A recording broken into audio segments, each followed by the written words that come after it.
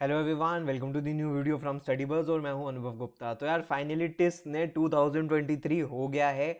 आज के वीडियो के अंदर हम एनालिसिस करने वाले हैं टिस नेट का कि एग्जाम के अंदर क्या क्या चेंजेस आपको देखने के लिए मिले, क्या डिफिकल्टी लेवल थी और मेजर मेजर कोर्सेज की क्या एक्सपेक्टेड टेंटेटिव कट ऑफ्स रह सकती है। इन सब चीजों के बारे में बात करेंगे, तो वीडियो बहुत इंपॉर्टेंट होने वाली है, एंड तक जरूर देखना। तो चलिए शुरू करते हैं। इससे पहले फ्रेंड्स हम स्टार्ट करें, I would like to request you please channel को सब्सक्राइब करके बेल आइकन जरूर प्रेस कर देना ताकि सारी इंपॉर्टेंट वीडियोस की नोटिफिकेशन आपको मिलती रहे। और प्लीज हमारे साथ इंस्टाग्राम पे जरूर कनेक्ट हो जाना। हमारा इंस्टाग्राम हैंडल है StudyBuzz_education। इसके ऊपर हम डेली बेसिस पे बहुत इंपॉर्टेंट कंटेंट पोस्ट करते हैं। तो फ्रेंड्स, अगर हम बात करें टिसनेट की, तो सबसे अच्छी बात तो ये थी कि किसी भी तरीके का कोई पैटर्न में चेंज देखने के लिए नहीं मिला। जो पैटर्न बताया गया था, क्वेश्चंस और क्वेश्चन पेपर तो वैसा ही था, यानी कि जनरल नॉलेज के आपको 40 क्वेश्चंस थे, मैथ्स एंड एलआर के 30 क्वेश्चंस थे एंड वर्बल के 30 क्वेश्चंस थे। अब बात करते हैं सरप्राइजेस की, यानी कि एग्जाम में क्या क्या पूछा गया और डिफिकल्टी लेवल क्या थी। अगर हम जनरल नॉलेज के बारे में बात करें तो इस बार का जो जीके पार्ट था वो हेवीली डोमिनेटेड था स्टैटिक अफेयर से, जिसके अंदर बहुत सारे क्वेश्चन आपसे हिस्ट्री से रिलेटेड, उससे भी ज्यादा ज्योग्राफी से, फिर उसके बाद आपसे पॉलिटी से, नेक्स्ट आपसे एनवायरमेंट से क्वेश्चंस पूछे गए थे, क्योटो प्रोटोकॉल, मॉन्ट्रियल प्रोटोकॉल, और फिर आपसे गवर्नमेंट स्कीम्स के क्वेश्चंस।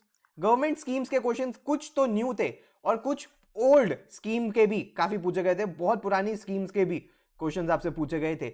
इसके अलावा लेटेस्ट अफेयर्स के अंदर आपसे अवार्ड्स के अंदर पूछा गया था कि भाई golden globe award Naatu Naatu को, जो आरआरआर को, किस चीज के लिए मिला है। इसके अलावा अगर हम बात करें तो कुछ बुक्स एंड ऑथर से आपको सलमान रुश्दी जैसे भी क्वेश्चंस देखने के लिए मिले थे।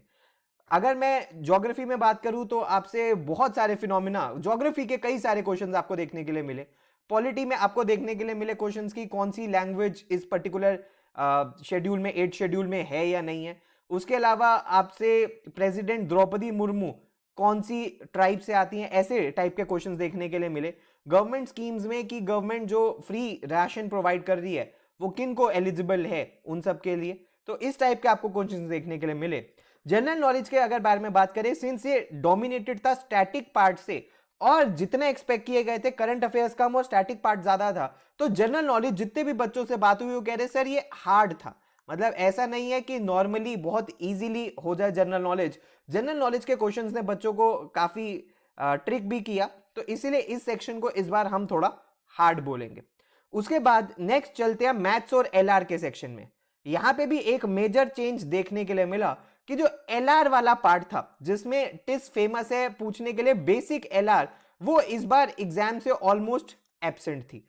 तो यानी कि एलआर में जैसे क्वेश्चंस होते थे पहले ब्लड रिलेशंस के, कोडिंग डिकोडिंग के, सीरीज कंप्लीशन के, इस टाइप के क्वेश्चंस इस बार इन्होंने एलिमिनेट कर दिए थे। सबसे पहले अगर मैं मैथ्स के बारे में बात करूं तो मैथ्स में बहुत सारे क्वेश्चंस पूछे गए और मैथ्स के बहुत सारे क्वेश्चंस लेंदी भी थे। आपसे क्वेश्चंस पूछे गए हैं डायरेक्शंस के अंदर, इसके अलावा परसेंटेजेस के अंदर, प्रॉफिट एंड लॉस के अंदर, रेशियो प्रोपोर्शन के अंदर, इस टाइप के आपसे क्वेश्चन पूछे गए हैं, प्रोबेबिलिटी के।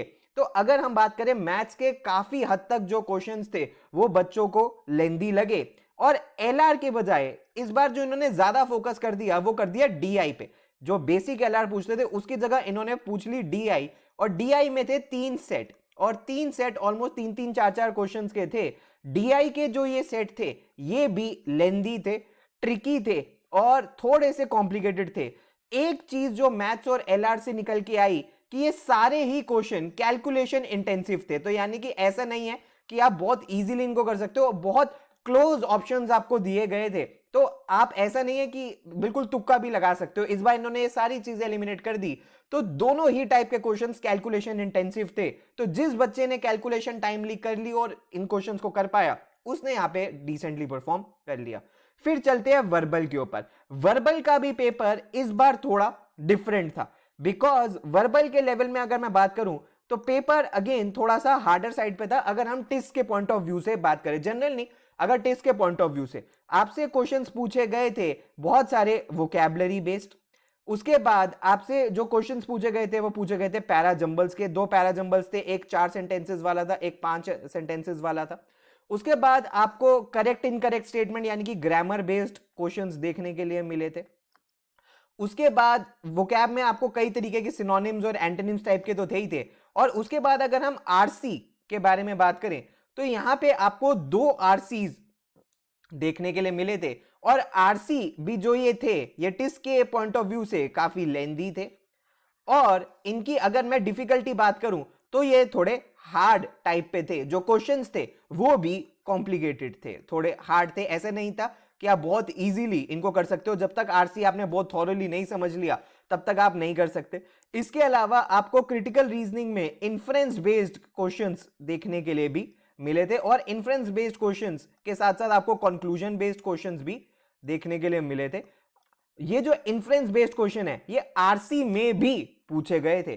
तो ओवर एंड ऑल अगर हम सेक्शन वाइज बात करें हर एक को तो जनरल नॉलेज भी इस बार हार्ड था। मैथ्स एंड एलआर में एलआर पार्ट इन्होंने हटा के ऑलमोस्ट डीआई कर दिया। एलआर बहुत लिमिटेड था। सो मैथ्स और एलआर की भी जो डिफिकल्टी लेवल थी वो ऑलमोस्ट हार्ड थी और लेंदी था।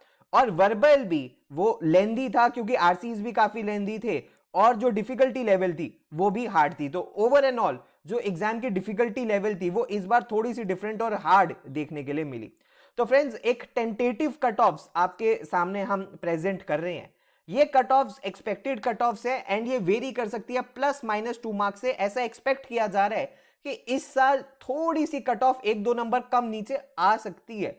अगर हम बात करें एचआरएम की तो ऐसे एक्सपेक्ट किया जा रहा है कि 66 से 67 कट ऑफ इसके मार्क्स रह सकते हैं आउट ऑफ 100 क्योंकि कोई नेगेटिव मार्किंग नहीं थी। ओडीसीएल की 1 नंबर कम होती है अप्रॉक्स 65 से 66, डेवलपमेंट स्टडीज की 63 से 64, ग्लोबलाइजेशन की भी 63 से 64, सोशल वर्क की 60 से 61, social work women centred practice की 58 से 59 और इन सारे कोर्सेज की भी 58 से 59, मास्टर्स ऑफ लॉ की 57 से 58, सोशल वर्क की 54 से 55, social work women social entrepreneurship 54 से 55, मेंटल हेल्थ अगेन 54 से 55 +-2 मार्क्स, हेल्थ एडमिनिस्ट्रेशन 53 से 54 मार्क्स हो सकती है। उसके बाद urban governance and regulatory governance 53 से 54, डिजास्टर मैनेजमेंट भी 53 से 54, हॉस्पिटल एडमिनिस्ट्रेशन 52 से 53, क्लिनिकल साइकोलॉजी 51 से 52 और इन सारे कोर्सेज की 50 से लेके 51 यानी कि आप देख सकते हो media and cultural studies, women studies and rural development and lastly climate change and social entrepreneurship के बारे में बात करें तो अराउंड 50 मार्क्स के अराउंड आपको इसकी शॉर्टलिस्टिंग हो सकती है। ये सारी ये नंबर्स +-2 मार्क्स की डिविएशन से हम लेके चल रहे हैं और इतना आपको देखने के लिए मिल सकता है। तो फ्रेंड्स ये सब कुछ था टिस का एनालिसिस। आप भी कमेंट सेक्शन के अंदर शेयर कीजिए कि आपका एग्जाम कैसा रहा, कौन कौन सी चीजें आपको इजी लगी, कौन कौन सी चीजें आपको डिफिकल्ट लगी, क्या ये पेपर आपके लिए एक्सपेक्टेड था या पेपर देख के आप थोड़ा सरप्राइज हो गए। तो we are really looking forward कि आप अपने एक्सपीरियंस को शेयर कीजिए हमारे साथ। अगर आपकी कोई भी क्वेरी है तो आप हमें व्हाट्सएप या ईमेल भी कर सकते हो और प्लीज हमारे साथ इंस्टाग्राम पे जरूर कनेक्ट हो जाना। और अगर आपको किसी भी क्रैश कोर्स या लाइव बैच में एनरोल करना है तो हमारी वेबसाइट है www.studybuzz.co.in, यहां जाके कंप्लीट डिटेल्स आपको मिल जाएंगी। So thanks a lot friends, all the best, God bless you.